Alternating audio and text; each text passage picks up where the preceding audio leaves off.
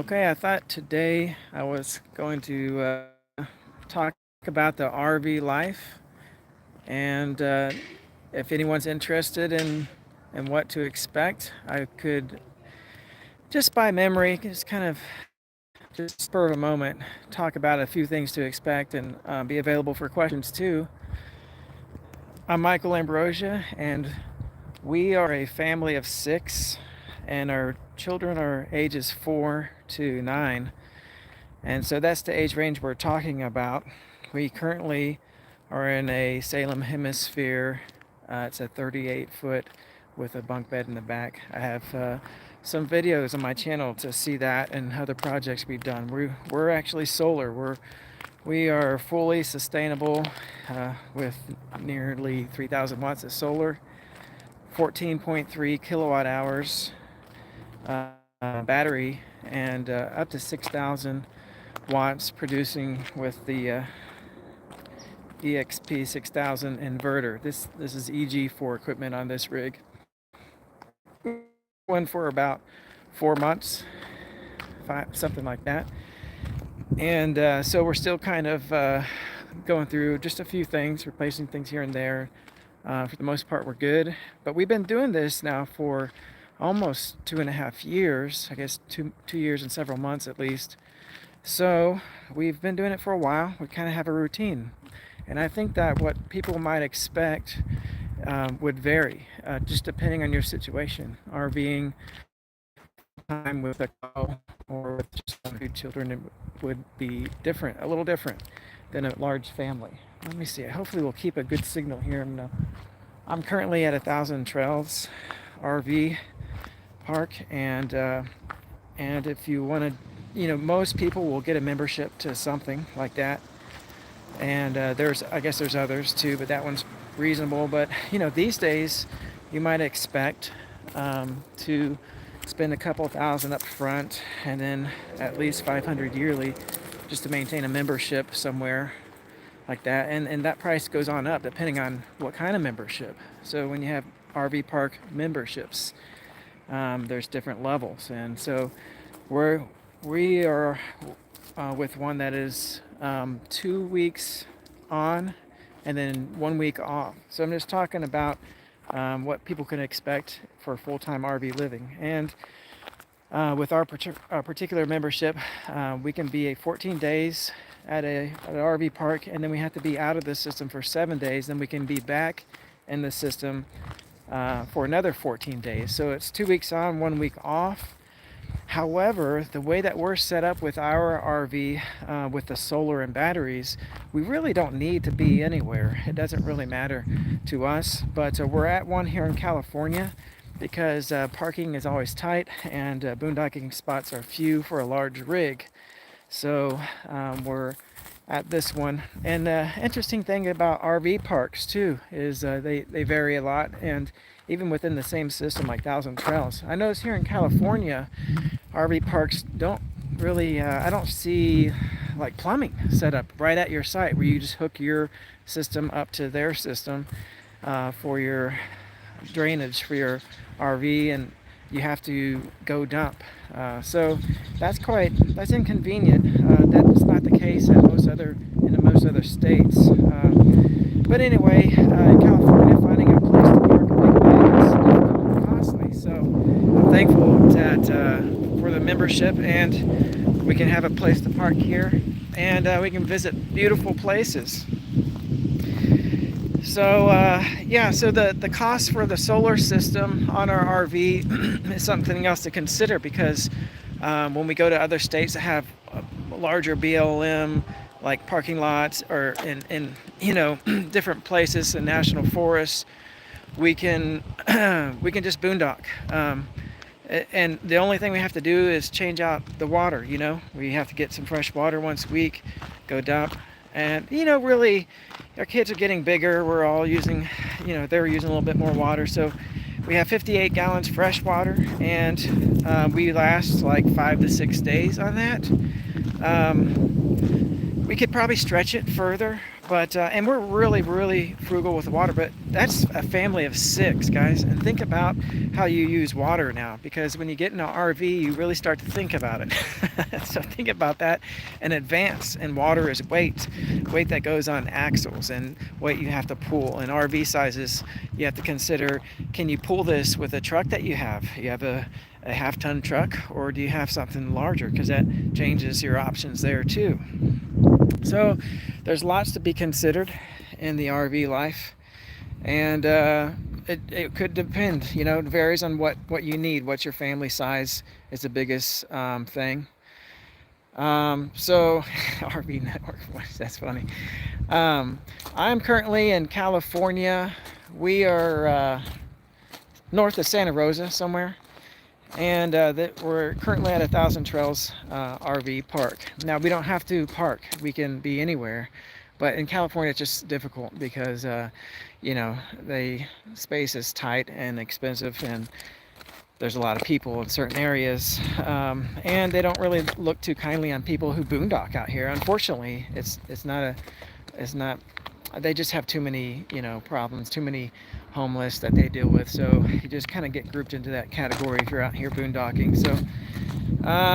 So the atmosphere for that is difficult too, like in Southern California particularly, I guess. But besides that, I mean, it's a beautiful place, and we're enjoying it. I'm walking down to the Russian River right now, one of these places, and there's also grapes growing out here. I was gonna check on the grapes, maybe grab a few more. So in the RV, this is really spur of the moment. It's no particular order as well, but if you have questions, feel free to ask if you happen to be on the live portion of this, which I'm doing now. So so the solar system you get for your RV can vary, you know. So we have a humongous one, and I didn't want to, you know, go short on that. We have 4 kids and they homeschool, and they need access to internet, and we need power, and plus you just want to live comfortably. So the part that you would expect that changes a lot is your usage of water, and that's a big adjustment. And one thing that people might not realize, unless you get full-time, you're somewhere at like a RV park, then that water usage, you know, it really matters, because we start out with 58 gallons. Some RVs have about 30 gallons you start out with. So how long you know, make that last.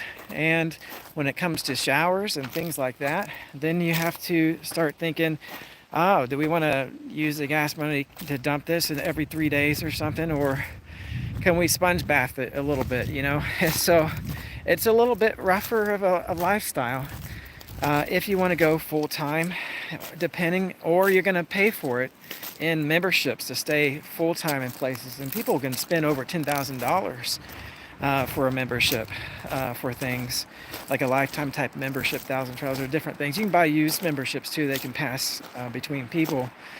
But yeah, cost can vary a great deal. Now, if you spend the money up front for the solar power and battery bank, 14.3 kilowatt hours, almost 3,000 solar, and a nice big inverter, I think that cost me around $6,500 or something like that. $6,000, $6,500. I bought a lot more stuff, so I'm trying to, in my mind, break that portion off from the rest that we wanted to put on a home. And we wanted to homestead, but that plan was held up, and we just found out that it was the Lord's will, that that wasn't for us at that time. And for now, He's called us to be on the highways and byways. And we just go with it and accept that. Also, what led to us to RV full-time was not as, maybe not the same as some people, but we are, chronic illness is what led us to end up selling our home so we can have money to live on. So that's my illness of a transformed migraine and just feeling generally sick a lot of the time, which I believe was spurred on by toxic mold to start. And then it's been years now. It's been 6.5 years, and I'm just starting to feel better half days, like in the mornings, first half of the day.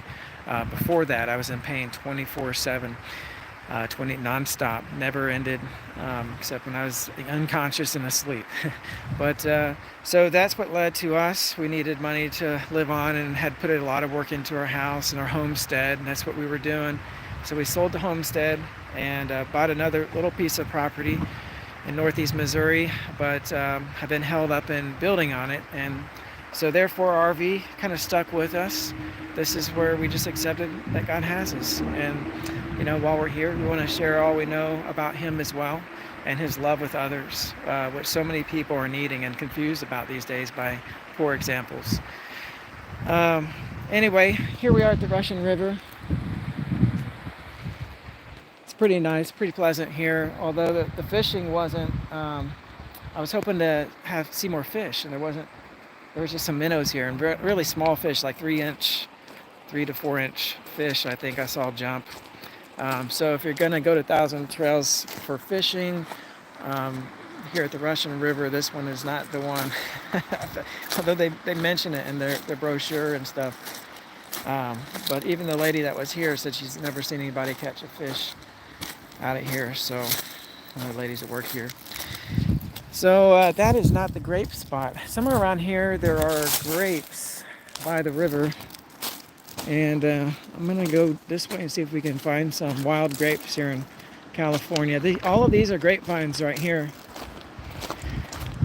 All of these covering the ground. It's just that they didn't produce much out here. And some of there's blackberries in here. There's like blackberries and raspberries everywhere. I think these are raspberries.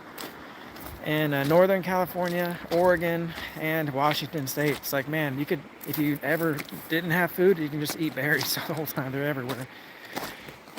So just answering a couple of questions about the RV life, what to expect.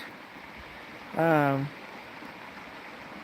should make a regular video on YouTube. I can probably do that. Just thought maybe I catch a few people online. I just have a few minutes to spare. We're going to go cast our absentee ballots. We need to go get a notary here locally, and because we're out of Missouri. And so we're going to leave soon. This is not the spot either. I thought the grapes were right here. I think I know now. I think it's the next one down. But yeah, so family size determines a lot what you're expecting to spend, and comfort zone too, because if you really just want to take big showers every day and use a lot of water, I mean, you're not going to be doing that in an RV on the road. So you're going to have full-time membership. And if you're going to do that, if you're just going to live in one spot, I mean, it's nice to be able to bounce around too, I guess. But anyway, for me, the cool part about it is being sustainable on our own. So going with the solar up front, taking that's a big extra expense too. I mean, that's the price of buying a full-time membership somewhere almost. But we don't have to be anywhere now. We can be next to a river somewhere out in the national forest, like we were. We actually broke down a few weeks ago, and then yeah, we had to get some water from a stream, and so we have a Berkey water filtration system. I'm looking for grapes here. I thought I had seen some. This might not be the spot either. So we have a Berkey water filters, and they can filter about anything really. So we were kind of using that and getting some mountain stream water for a while. And the thing is, we had all the power we need because we had it with us. So it was the Silverado that broke down. I think maybe people got the rest of them because I thought that was it. Looking for those wild grapes out here. But anyway, so yeah, the big part for me is probably doing less full showers. So when we actually go to an RV park and we can stay up to 2 weeks, that's what I enjoy. It's taking the long hot shower of endless water, because it just doesn't happen very often. In our RV, we're always conserving, so I can do a shower with less than 2 gallons. I can do a really fast one. So but I even conserve more than that and just sponge bath it a lot of days. Our family does. Look at all this. These are all grapevines here covering all of this. I think I found most of the grapes, and then maybe someone else found the rest of them. I'm not seeing it, unless it's one more down. But anyway, if you guys have more questions than this, I might cut it short. I'm going to think about it some more. But this is kind of the basics, just the general things you want to start thinking about as you're considering, if you're considering full-time RV living. So again, we're the Ambrosias. Our family is 6, ages 4 to 9, and we are in a 38-footer now. It has a back bunk room. We have 4 bunks back there, a big screen TV. You know, like you don't have to sacrifice everything. We can live comfortably. We have more than enough power when we have sun, and then you have to back up with a generator or something. And anyway, we're going to be in California for I guess probably another month, at least a few weeks, and then move on down to southern Utah. We want to see Zion National Park, and if it stays warm enough, we like to hit that up before headed down into Arizona. So that's the general plan, but that can completely change because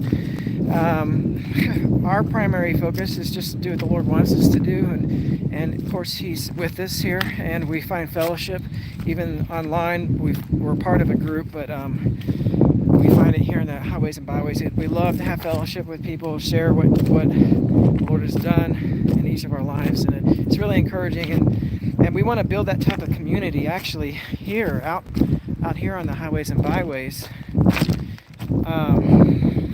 So that's kind of where our family's focus is, and it's a wonderful life, life with the Lord. And you know, it's too bad there's not very many good examples out there in culture, but this really is the way that's really good to live. It's the way to live. He's called us to know Him.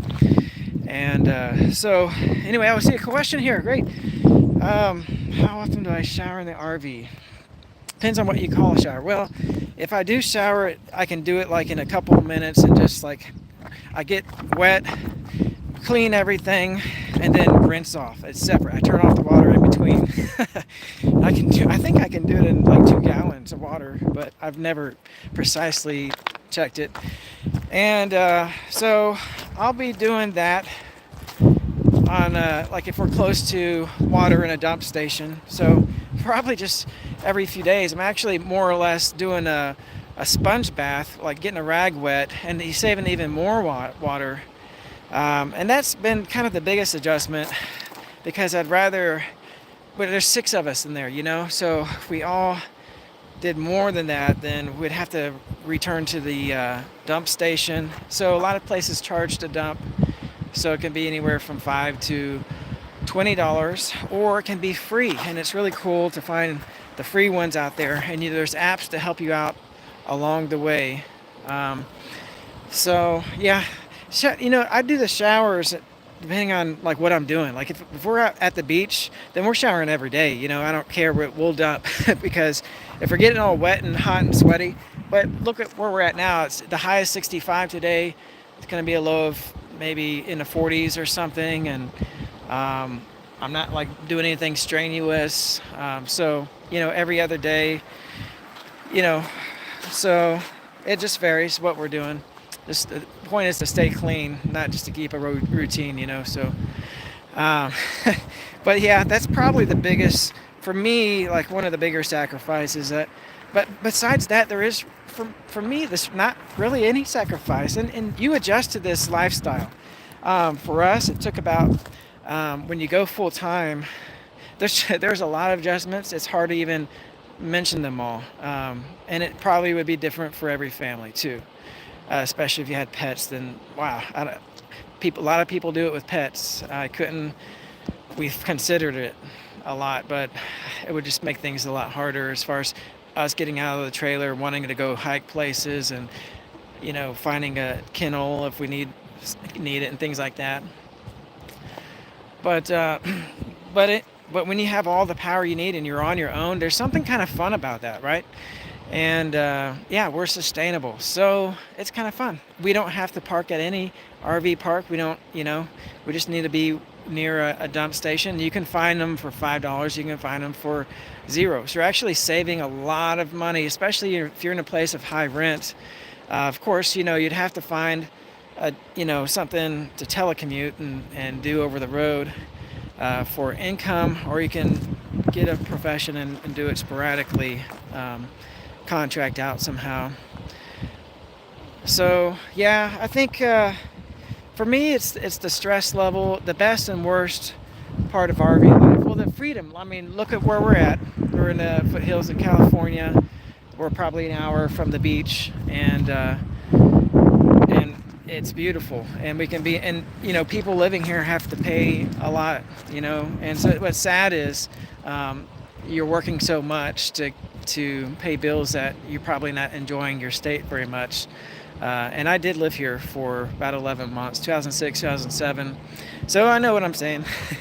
And so I thought, even back then, I considered, do I stay here because I love it? I love the outdoors of California. But if I did, I'd have to just work all the time just to keep up and never make any advances financially. So I left. And so a lot of people are leaving, and it's a lot worse now than it was back then. And saving, being free to roam and go see things. Like, our children are homeschooling. They get the best school in the world with their mom. And they also get practical outdoor geography and history and all sorts of, as we go through places to look at.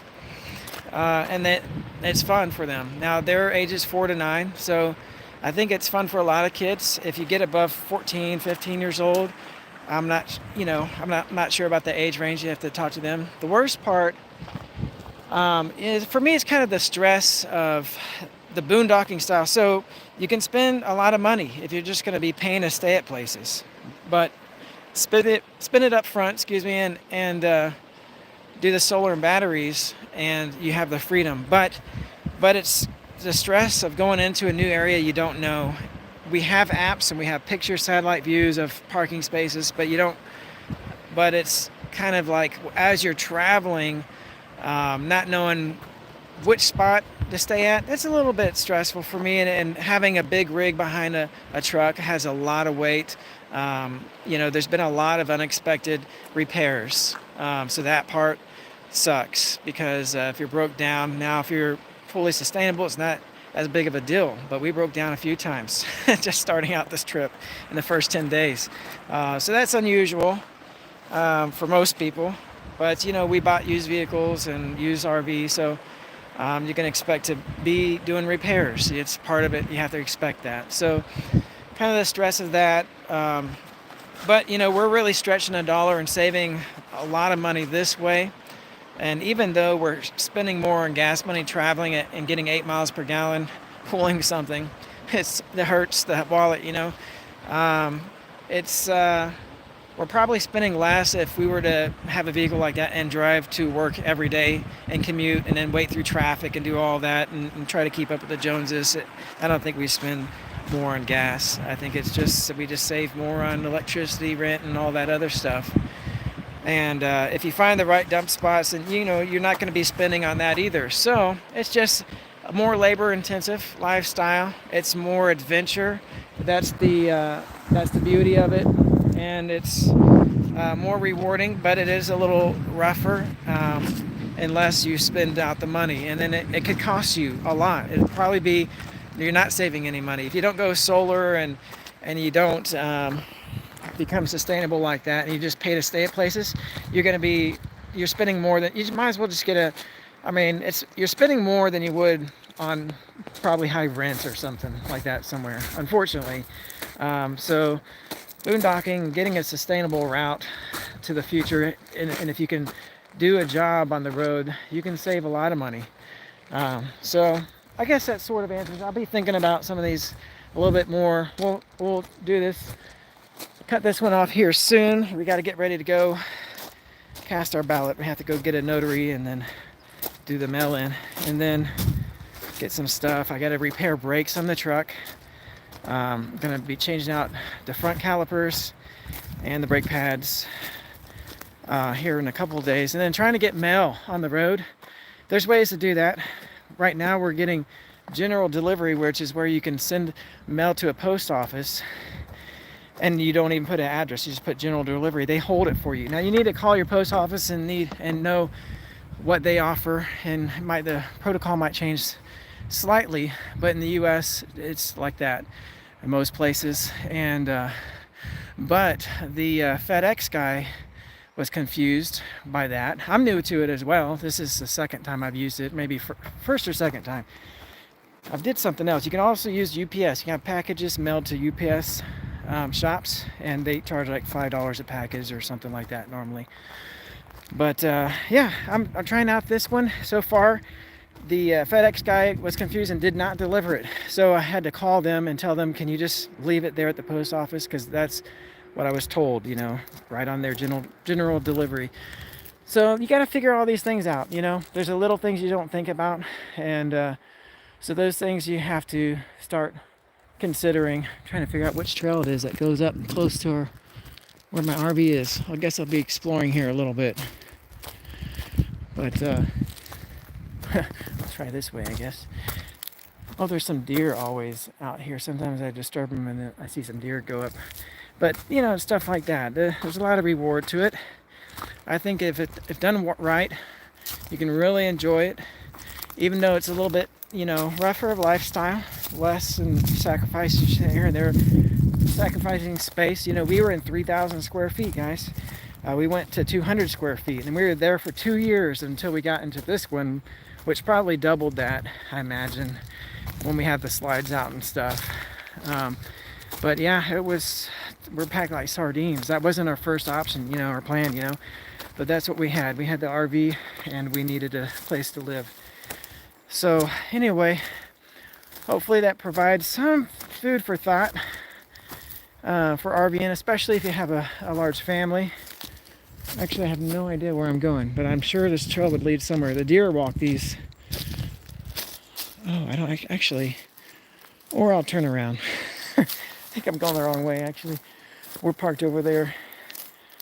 The deer make these trails through here everywhere, and it's pretty neat. They're all around here. There's been multiple RV parks we've stayed at that have been like that too, so that's cool.